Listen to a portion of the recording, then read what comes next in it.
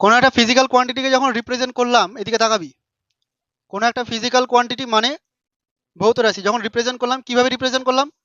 Number into unit, মানে গুণ আকারেই থাকে। যেমন ধর, তোর বয়স কত? তোর বয়স হচ্ছে এখন 16 বছর। তার মানে এখানে কি আছে বলতো? এখানে আছে 16 গুণিত 1 বছর, মানে 1 বছরের 16 গুণ তোর বয়স। এরকম ভাবে কম্পেয়ার আছে। কখনো এইভাবে ভেবেছিস যে আমার বয়স হচ্ছে 1 বছরের 16 গুণ? কিন্তু অ্যাকচুয়ালি তাই, তোর বয়স 1 বছরের 16 গুণ। তো এরকম ভাবে লেখা থাকে, মানে এন ইন্টু ইউ, এরকম লেখা থাকে, ঠিক আছে? ধরে নে আমি সিজিএস সিস্টেমে মেজার করছি, তাহলে সিজিএস সিস্টেমে আমার বয়স হচ্ছে এন বছর। সিজিএস সিস্টেমে, এসআই সিস্টেমের নাম্বারটা আলাদা হয়ে যাবে, তাই না? যেমন একটা এক্সাম্পল দিই, বছর দিলে বুঝতে পারবি না। 1 মিটার সমান কত সেন্টিমিটার? 1 মিটার সমান কত সেন্টিমিটারে? এটা না পারলে তো ভালোই অপমান হয়ে যাবি। 100 সেন্টিমিটার, এটা বলতেই হবে, বল। 1 মিটার মানে হচ্ছে 100 সেন্টিমিটার। এটা কোন ইউনিট? আর এটা সিজিএস। তাহলে এসআই আর সিজিএস এর মধ্যে দেখ সম্পর্কটার দিকে খেয়াল কর। এদের দুজনের গুণফল আর এদের দুজনের গুণফল সমান হতেই হবে। আমি সিস্টেম চেঞ্জ করলাম বলে যে গুণফল চেঞ্জ হবে তা কিন্তু নয়। মাথায় ঢুকলো? যদি এইভাবে ভাবিনি, চোখের সামনে ছিল এতদিন পর্যন্ত, কিন্তু ভাবিসনি যে 1 ইন্টু 1 মিটার করলে যা হবে, 100 ইন্টু 1 সেন্টিমিটার করলে তাই হবে। তো সেই জিনিসটা আমি এখানে লিখতে চাইছি, যে কোনো একটা সিস্টেমে মেজার করলাম, মান বেরালো n1 আর এককটা হচ্ছে u1। অন্য কোনো একটা সিস্টেমে যদি ওটাকে মেজার করি, নাম্বার বেরাবে n2 আর ইউনিটটা হবে u2, তো এদের গুণফল অলওয়েজ ইকুয়াল হবে। বুঝতে পারলি? এই রাশিটা দিয়ে আমরা অনেক রাশির মধ্যে সম্পর্ক বের করে নিতে পারবো, মানে অনেক এককের মধ্যে সম্পর্ক বের করে নিতে পারবো। একটা করে দেখাচ্ছি। যেমন সহজগুলো নিব, সহজ নি। ধরে নে 1 নিউটন সমান কত ডাইন তুই জানিস না। বুঝতে পারলি?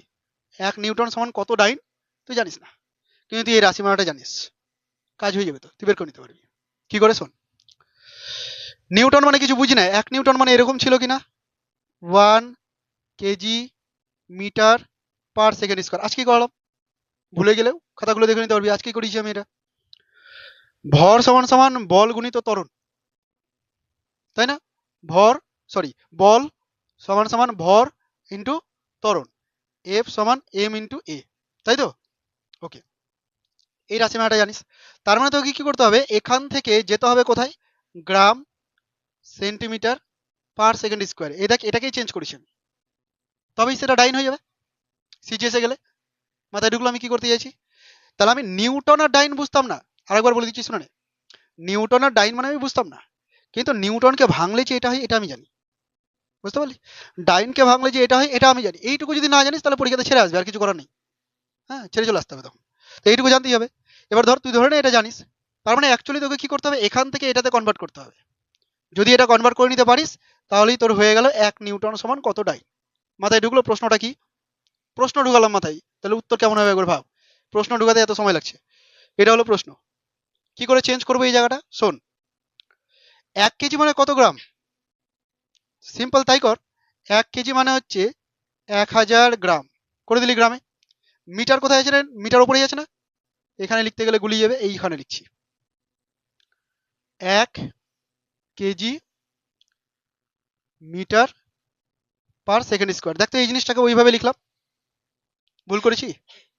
কেজি ওপরে আছে, মিটার উপরে আছে, আর বাই দিয়ে সেকেন্ড স্কোয়ার আছে, তাহলে বাই দিয়ে সেকেন্ড স্কোয়ার লিখে দিলাম। ঢুকলো মাথায়? এবার তুই বল আমাকে, 1 রাখলাম, 1 কেজি মানে কত গ্রাম? 1000 গ্রাম। না জানলে ভাই বোনদের জিজ্ঞাসা করে নিবি। 1 মিটার মানে কত সেন্টিমিটার? 100 সেন্টিমিটার। আচ্ছা, 1 সেকেন্ড মানে কত সেকেন্ড? 1 সেকেন্ড মানে 1 সেকেন্ড। সেকেন্ড তো আর চেঞ্জ করছি না, সেকেন্ড সেকেন্ডে রাখছি। বিষয়টা কি দাঁড়ালো রে? এখানে দেখ 3টে শূন্য আর এখানে 2টো শূন্য, কটা শূন্য হলো? 6টা শূন্য হয়ে গেল, বা ভেরি গুড। 3টে আর 2টোতে 3 দুগুণে 6 হয়ে যায়। 5টা শূন্য। আচ্ছা, গ্রাম, সেন্টিমিটার, আর নিচে কি আছে বল? Second square. এটারই নাম ডাইন ছিল না? এটার নাম নিউটন ছিল না? তাহলে 1 নিউটন সমান সমান কি হলো? 10⁵ ডাইন হয়ে গেল প্রমাণ।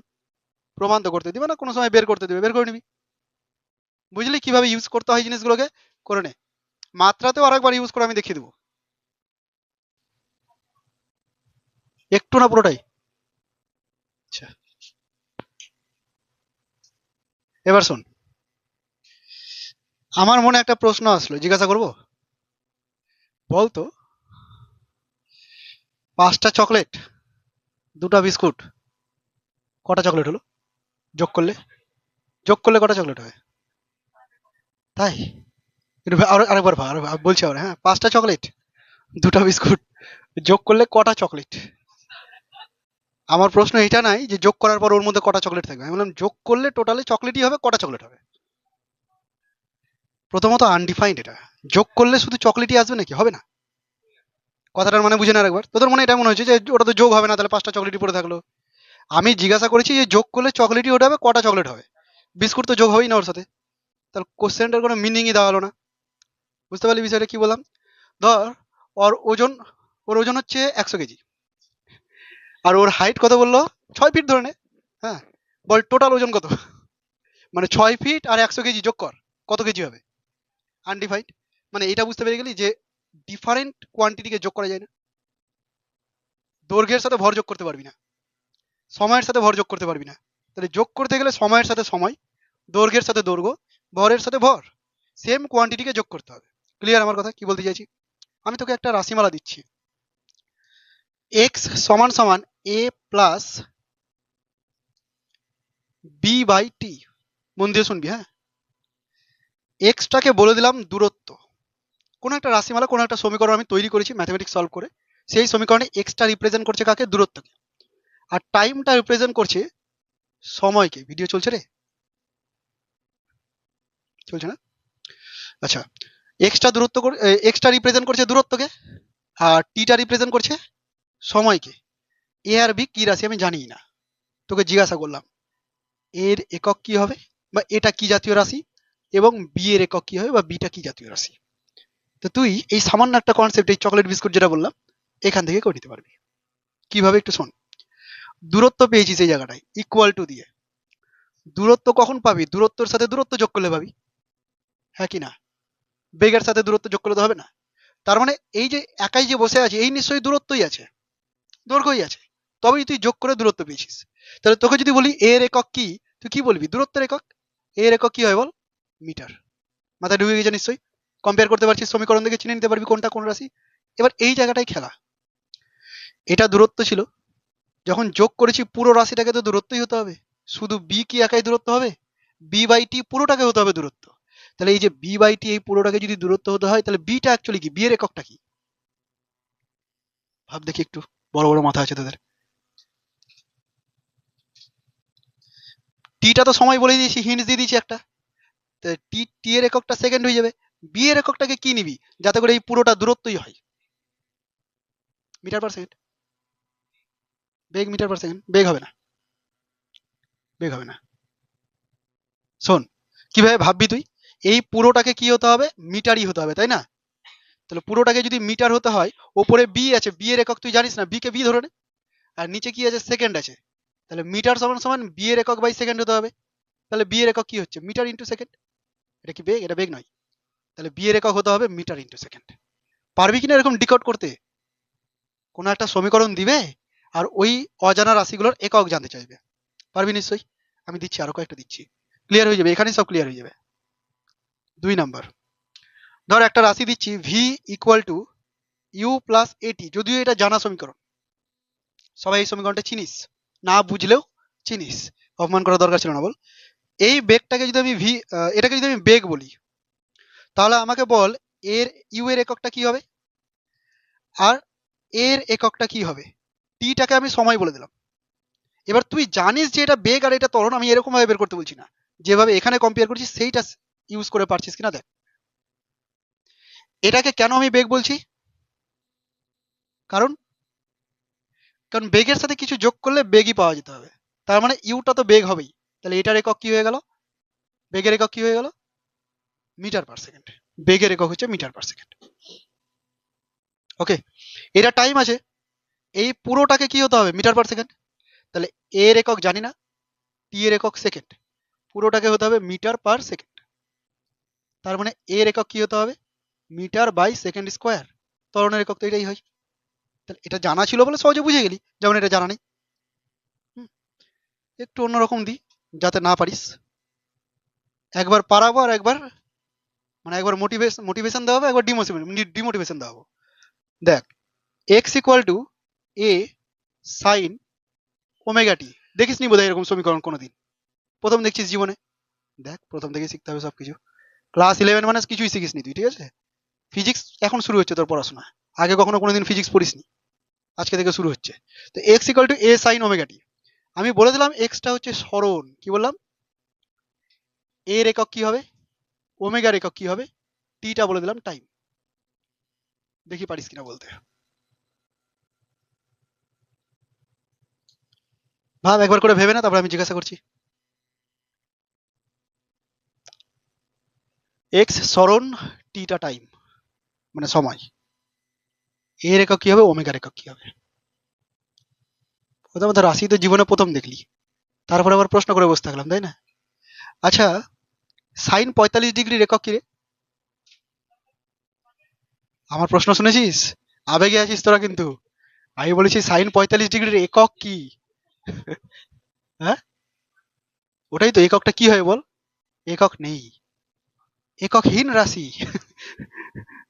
ইমোশনাল হয়ে যাচ্ছিস যেই বলেছি, মানে একটা সহজ পেয়ে গেছি বল। তো সাইনের ভেতরে যদি কখনো কিছু থাকে, এটা কিন্তু ইউনিট লেস হয়, তাই না? এককবিহীন একটা রাশি, এর কোনো একক নেই কিন্তু। তাহলে এখানে এটা তো সাইন থিটার মতোই, কি মাথায় ঢুকছে? তার মানে এই পুরোটার ইউনিটই নেই। তাহলে এক্স এর ইউনিট আর এ এর ইউনিটকে সমান হতে হবে, না তো সমীকরণটাই ঠিক হবে না। মাথায় ঢুকলো কি বললাম? তাহলে এ এর ইউনিটটা কি হবে রে? সরণের ইউনিট, মিটার। এটা যদি সরণ হয় তাহলে এটাও সরণ জাতীয় রাশি আছে। ঢুকে নি? আরেকবার ঢুকাছি। পয়সা যখন দিবি তো জোর করেই ঢুকাবো, দেখ না। এক্সটা হলো সরণ, তার মানে এককটা কি হবে? সরণের একক কি হয় ভুলে গেলি? সরণ মানে দৈর্ঘ্য ভেবে না, মিটার। তাহলে এটার একক মিটার। তাহলে এদিকে যা আছে সবার এককে মিটার হতে হবে। এদিকে পড়ে আছে কি, একটাই পদ আছে, গুণ আকারে আছে। এর একক গুণিত সাইনের একক। সাইন সামথিং মানে সাইন থিটা, এরকম লাগছে না দেখতে ওটা? সাইন ওমেগাটিকে সাইন থিটা লিখলাম, সাইন থিটা ইউনিট হয় না কোনোদিন। আমরা সাইন 60 ডিগ্রি, সাইন 45 ডিগ্রি একক লিখিনি, ইউনিট লেস কোয়ান্টিটি। তাহলে সাইনের যদি ইউনিট না থাকে, তার মানে এই পুরোটার কোনো ইউনিটই নেই, পড়ে থাকলো শুধু এ। তাহলে এই কোয়েশনটাকে সঠিক হতে গেলে এটাকে সরণের সমান হতে হবে। তার মানে এর ইউনিটটা যদি মিটার হয়, তাহলে এটাকেও মিটার হতে হবে। বুঝে গেলি? তাহলে এটার ইউনিট হচ্ছে মিটার, হয়ে গেল। এটা তো সিম্পল ছিল, কিন্তু এখানে আমি ওমেগাটাকেও জিজ্ঞাসা করেছি। ওমেগা কি জানার দরকার নেই, যতটুকু জানিস তার উপর ডিপেন্ড করে অ্যান্সার হয়ে যাবে। শোন, ভেতরে আছে ওমেগা টি। ওমেগা টিটা কার মতো দেখতে রে? ওমেগা টি কার মতো দেখতে? থিটার মতো দেখতে। থিটার কোনো একক আছে? শিওর? থিটার একক নেই? ডিগ্রি, রেডিয়ান আছে তো? কিন্তু মনে রাখবি, আমরা সাইনের ভেতরে এখানে যখন ম্যাথমেটিক্স সলভ করি, তখন এগুলোকে বলা হয় আর্গুমেন্ট। কি বলা হয় এগুলোকে? আর্গুমেন্ট, ঠিক আছে? তো এই আর্গুমেন্ট টার্মগুলোকে আমরা ইউনিট লেস হিসেবে ধরে নিই। যখনই থিটা কোণ যুক্ত কোনো জিনিস চলে মানে কোণের মতো কিছু চলে আসবে, তখন আমরা সেটাকে আর্গুমেন্ট হিসেবে ধরবো, ওর কোনো একক নেই। যেমন ধরে নে, তোরা লগ পড়েছিস না, log, log x. Log x এর কোনো ইউনিট নেই। এবার লগের ভেতরে যে আর্গুমেন্ট আছে এক্স আছে, তারও কোনো ইউনিট নেই। ওই এক্সটা যদি স্মরণ হয়, এক্সটা যদি সময় হয়, ওর কোনো ইউনিট হবে না। বুঝতে পারলাম না? লগ এক্স, এই পুরোটার তো কোনো ইউনিট নেই, ইউনিট লেস। কিন্তু এর ভেতরে যে আর্গুমেন্টটা পড়ে আছে না, মানে এক্স, যেটা ওর ভেতরে ঢুকে আছে, ওটাকে আর্গুমেন্ট হিসেবে তোরা চিনবি। তো এই রাশিটাকে ইউনিট লেস হতে হবে। যদি এটা তুই সময়ও লিখে থাকিস, তবু ওকে ইউনিট লেস ধরতে হবে। যদি স্মরণও লিখে থাকিস, তবু ওকে ইউনিট লেস ধরতে হবে। মাথায় ঢুকলো কি বললাম? তো সেই রকম এই সাইনের ভেতরে যে টার্মটা আছে, এটাকে আর্গুমেন্ট হিসেবে ধরবো, সাইনের আর্গুমেন্ট। তো এই কি হতে হবে, এ কে হতে হবে ইউনিট লেস, কোনো ইউনিট নেই। কিন্তু টাইম তো ইউনিট হবেই, টাইমের তো ইউনিট হবেই। সাইন থিটাতে ডিগ্রি লিখি না, থিটাতে ডিগ্রি লিখি। হ্যাঁ, থিটাটাকে ডিগ্রিতে লিখি, 30টাকে ডিগ্রিতে লিখছি, সাইনকে ডিগ্রিতে লিখি না। যখন লিখছি ওটা বোঝানোর জন্য লিখছি, ঠিক আছে? এবার আমরা যখন ফিজিক্সে বাকি যে সলভগুলো করবো, পুরোটাকেই করবো আমরা রেডিয়ান এককে, ডিগ্রি এককে করবো না। বুঝতে পারলি? এবার রেডিয়ান এককটা রাখা হয়েছে পরিমাপ করার জন্য, ওটা একটু ব্যতিক্রম রাশি, মানে এককবিহীন রাশি থেকে ব্যতিক্রমে হয়ে যাচ্ছে। ওটা সম্পর্কে এর পরেই আমি বলছি, যে ব্যতিক্রম রাশিগুলো কি কি, ওদেরকে পরিপূরক রাশি বলে, ওটা সম্পর্কে একটু পরে বলছি। তুই মনে রাখবি, সাইনের ভিতরে যখনই কোনো রাশি আসবে, আর্গুমেন্ট হিসেবে ধরবো, আর আর্গুমেন্টের কোনো একক থাকবে না। এইটুকু মাথা ঢুকলো? তাহলে এখানে ওমেগা টি আছে, টি মানে তো টাইম, টাইমের ইউনিট আছে। কিন্তু ওমেগা টি পুরোটাকে ইউনিট লেস হতে হবে। ভালো করে শোন, ওমেগা টিকে কি হতে হবে? ইউনিট লেস হতে হবে। কিন্তু টাইমের আবার ইউনিট আছে, ইউনিট লেস মানে 1 হতে হবে ধরে নিচ্ছি, কোনো একক নেই। তার মানে ওমেগার ইউনিটটাকে হতে হবে 1 বাই টাইমের ইউনিট। যদি টাইমের ইউনিট সেকেন্ড হয় তাহলে এটা কি হবে? 1/সেকেন্ড। সেকেন্ড সেকেন্ড কেটে যাবে, একক থাকবে না। ঢুকলো মাথায়? কি বললাম? ঢুকলো না? এই পুরোটাকে কি বললাম? একক হওয়া যাবে না, একক যেন না থাকে। সময়ের তো একক হয়, কি হয়? সেকেন্ড। তাহলে ওমেগার এমন একটা কিছু ধর যেন পুরোটা এককই না হয়। ওমেগাটাকে কি করতে? 1/সেকেন্ড করে দে। সেকেন্ড আর সেকেন্ড কেটে গেল, কোনো এককই হলো না। মানে এত কিছু লেখার দরকার নেই, মুখে মুখে হয়ে গেল। বুঝতে পারলি আমি কি বললাম? তার মানে এখান থেকে ওমেগার একক হয়ে গেল সেকেন্ড। পারবি তো এরকম যদি আর্গুমেন্ট দিয়ে দেয়, এগুলো যদি দিয়ে দেয়? আমি প্র্যাকটিস আরো করাবো তোদের, অনলাইনেও প্রচুর প্র্যাকটিস করাবো, ঠিক আছে? আমি একটা গ্রুপ শেয়ার করেছি বোধহয়, যারা গ্রুপে আছিস তারা দেখেছিস, ওটাতে জয়েন হয়ে যাবি। তাহলে ওই ওই জায়গাটাতে প্রচুর পরিমাণে প্র্যাকটিস করতে পারবি। কারণ ওখানে লেখালেখি থাকবে, এখানে তো আমি পুরো প্রশ্নটা লিখতে পারছি না, লিখতে গেলে অনেক সময় চলে যাবে, 3 ঘন্টা বসে রাখা মুশকিল ব্যাপার, আরো ব্যাচ পড়াতে হবে। ওই জন্য অনলাইনেও দেখলে কি কোশ্চেনগুলো আগে থেকে টাইপ করা থাকবে বা অল্প লিখতে হবে, হয়ে যাবে তাড়াতাড়ি। তো ওই প্র্যাকটিস ব্যাচটাতে জয়েন হয়ে যাবি। যাই হোক, তাহলে এই এই বিষয়গুলো বুঝতে পারলি তো, কি করে কম্পেয়ার করে ইউনিটগুলো বের করতে হয়, মোটামুটি একটা ধারণা হয়ে গেল। এবার ওই যে প্রশ্নটা করলো, যেটা আমি লাস্টে বলবো ভেবেছিলাম, পরিপূরক একক। কিছু কিছু রাশি আছে যাদের একক সাধারণত হবে না, কিন্তু তবু আমরা তাদের একক ব্যবহার করি। কেমন যেন লাগলো না কথাটা শুনতে? কিছু কিছু রাশি আছে যাদের একক হবে না, জেনারেলি ম্যাথমেটিক্যালি হবে না, কিন্তু তবুও জোর করে তাদের একক আমরা ব্যবহার করি। ধর, যখন তুই ছোটবেলায় কোন রাশিটার সাথে পরিচিতি লাভ করেছিলি, কোন কাকে বলে এরকম পড়েছিলি না, বৃত্তচাপ বাই ব্যাসার্ধ? মনে পড়ছে কি? একটু একটু পড়ছে বোধহয়, যাদের হুঁ শুনছি তাদের বেশি করে মনে পড়ে গেছে। কোণ সমান সমান কি? বৃত্তচাপ বাই, মানে এরকম ছিল, এর একটা বৃত্তের পার্ট, এই কোণটাকে বলেছিলাম আমরা থিটা, তাই না? বৃত্তচাপটা একটা দৈর্ঘ্যের মতো রাশি না? হ্যাঁ, বৃত্তচাপ একটা দৈর্ঘ্যের রাশি, আর ব্যাসার্ধটা দৈর্ঘ্যের রাশি। দৈর্ঘ্য বাই দৈর্ঘ্য কোনো একক হবে? হয় না। তবু আমরা জোর করে এখানে কি ব্যবহার করি? রেডিয়ান ব্যবহার করি। মাথায় কি করে? ছোট্ট সি লিখে দিই এরকম করে, পাই/6 রেডিয়ান বলি না, পাই/3 রেডিয়ান লিখি তো এরকম। অনেকে আবার এরকম লিখি, পাই/4 র্যাড লিখে দিই রেডিয়ান বোঝানোর জন্য, লিখি তো। তো যাই হোক, তো এই যে রাশিটা, এটা নর্মালি হওয়া উচিত ছিল এককবিহীন রাশি, কোনো এককই নেই, যেহেতু সমজাতীয় রাশির অনুপাত, কিন্তু তারপরেও তার একটা জোর করে একক ব্যবহার করেছি আমরা। এই রাশিটাকে বলা হচ্ছে পরিপূরক একক। কি বলা হচ্ছে? পরিপূরক একক। আর একটা রাশির নাম বলছি, ঘনকোণ। এটা তো নাম শুনিসনি কোনোদিন, ঘনকোণ। এটা অ্যাঙ্গেল, এটা হলো অ্যাঙ্গেল, আর এটা হলো সলিড অ্যাঙ্গেল। সলিড অ্যাঙ্গেল সম্পর্কে ক্লাস 12 আমি একটু ভালো করে ধারণা দিয়ে দেবো, কারণ ক্লাস 12 এটার টপিকই আছে একটা আলাদা বোঝানোর জন্য, তখন ভালো করে বুঝিয়ে দেবো। আপাতত ফর্মুলা দেখে নে, যে ঘনকোণ বা সলিড অ্যাঙ্গেল মানে হচ্ছে ক্ষেত্রফল বাই ব্যাসার্ধের স্কোয়ার। একটু ধারণা দিয়ে দিই, না তো কেমন যেন লাগবে, প্রথম দিনই আসলাম কিছু বুঝতে পারছি না, সায়েন্স মানে তো সব বুঝতে হয়, এখানে আমার মুখস্থ করাচ্ছে, কেমন যেন লাগবে না? তো একটু বুঝিয়ে দিই। ঠোঙা দেখেছিস? ঠোঙা, ওটা আবার বলিস না যে বিদেশে থাকি ঠোঙা দেখিনি। ঠোঙা দেখেছিস নিশ্চয়। ঠোঙার এই দিকের তলটা আমি ধরে নিলাম যে মোটামুটি বৃত্তাকার তলই হয়, হয় না যদিও। এই বৃত্তাকার যে তলটা, একটা ক্ষেত্রফল আছে না? এই ক্ষেত্রফলটা, এই এই যে কর্নারটা আছে, কেন্দ্রটা আছে, এখানে কিন্তু একটা 3 ডাইমেনশনাল কোণের মতো তৈরি করছে। ইমাজিন করে দেখ, আমি তো আঁকতে পারবো না। মানে তুই ভেবে নে যে এরকম ঢাকনার মতো ঢেকে থাকছে না কোণটা। নর্মালি এই কোণটা যেটা হয়, এটা একটা টু প্লেনে আছে, এরকম দাগ দিয়ে দেখিয়ে দিতে পারছি। কিন্তু ওই ঠোঙার মধ্যে যে কোণটা আছে, বা বরের টোপরের মধ্যে যে কোণটা তৈরি হচ্ছে, ওই কোণটাকে কিভাবে দেখাবে? এরকম একটা সারফেস আছে মনে হচ্ছে, ওইটাকে মেজার করা হয় সলিড অ্যাঙ্গেল দিয়ে। ওটাকেই বলা হয় সলিড অ্যাঙ্গেল। কি করে মেজার করব? এই ক্ষেত্রফলটাকে নেব, আর এই যে ব্যাসার্ধটা আছে তার স্কোয়ার করে দেবো। ক্ষেত্রফল মানে তো মিটার স্কোয়ার, আর এটা মিটারের স্কোয়ার, কোনো এককই হবে না। তবুও পণ্ডিতরা কি করেছে? এটাকে বলেছে স্টে রেডিয়ান হবে। কি হবে? Stay radian. সেই জন্য এই দুটো একককে বলা হচ্ছে সাপ্লিমেন্টারি অ্যাঙ্গেল বা পরিপূরক একক, সরি সাপ্লিমেন্টারি কোয়ান্টিটি বা পরিপূরক রাশি।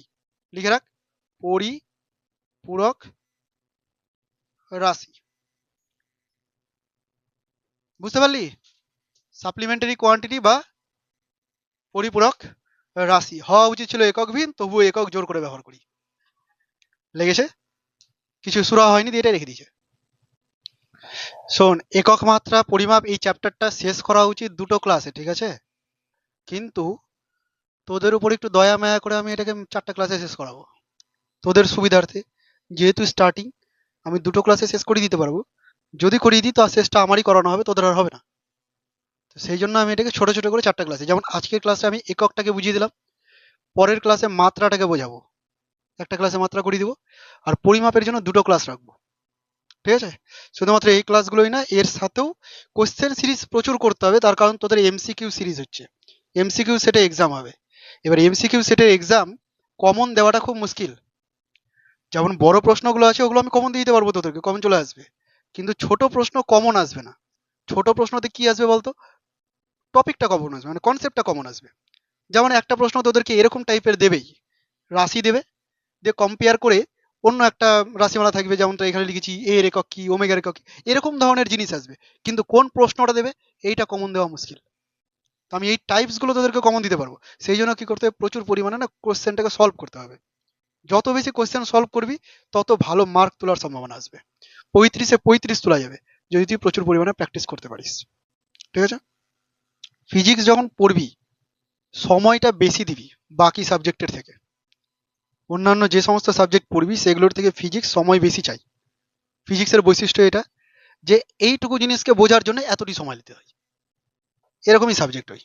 অন্যান্য সাবজেক্ট মোটামুটি ধর যেটা 1 ঘন্টায় পড়ে তুই করে নিতে পারবি, এটা হয়তো 2 থেকে 2.5 ঘন্টা লেগে যাবে ওইটুকু জিনিস করতে।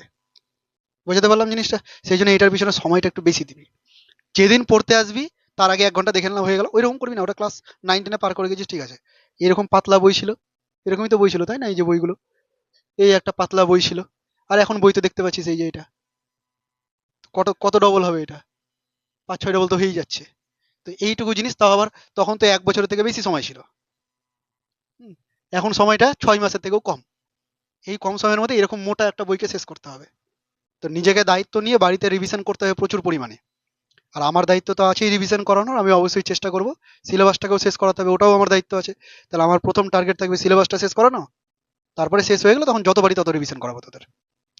এবার ওটার জন্য অপেক্ষা করে বসে থাকবি না যে আমার যেদিন শেষ হবে দাদা বা স্যার শেষ করাবে তারপরে আমি রিভিশন শুরু করব, পিছিয়ে যাবি। তোর চ্যাপ্টার শেষ হয়ে যাবে, যেমন ইউনিট ডাইমেনশন মেজারমেন্ট আমি শেষ করে দেবো, তুই তারপর থেকে নিজে থেকে বাড়িতে পড়তে থাকবি। যে যত বেশি পড়বি সে তত ভালো নাম্বার তুলবি। বুঝতে পারলি? ট্যালেন্ট সবার একই, এরকম কোনো ব্যাপার নেই যে আমার মেধা বেশি আমি একটু পড়ি নাম্বার তুলে নেবো, ও বেশি পড়তে হবে, ওরকম কোনো ব্যাপার নেই। যে বেশি প্র্যাকটিস করবি পরীক্ষাতে সে ভালো নাম্বার তুলবি। এগুলো মাথায়, কারণ সবাই সায়েন্স নিবি, সবার মাথায় একটু হলেও কিছুটা নয় আছে।